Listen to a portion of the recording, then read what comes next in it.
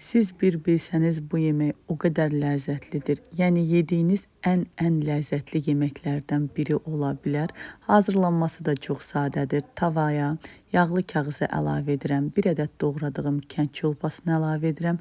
Üzərinə bir qaşıq tomat, bir ədəd xırda doğranmış soğan və bir ədəd böyük pomidoru da rəndələyib əlavə etdikdən sonra yaxşı qarışdırıram. Üzərinə 2 dolu yemək qaşığı kərə yağı əlavə edirəm.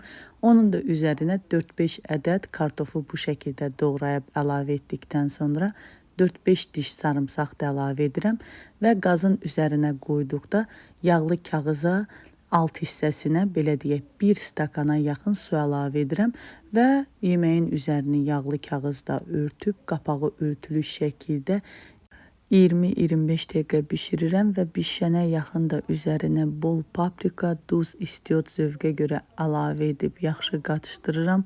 Bu yeməyin dadını buradan sizə necə izah edim bilmirəm, amma mütləq hamıya bu fərqli ləzzətli yeməyi hazırlamağı məsləhət görürəm. Yəni pambıq kimi alınır, dadına isə doymaq olmur. Yenə qeyd edirəm, çox ləzzətlidir. Hazırlayın və sonra mənimlə fikirlərinizi bölüşməyi unutmayın. Hazırlayacaq olan hər bir kəsə nuş olsun.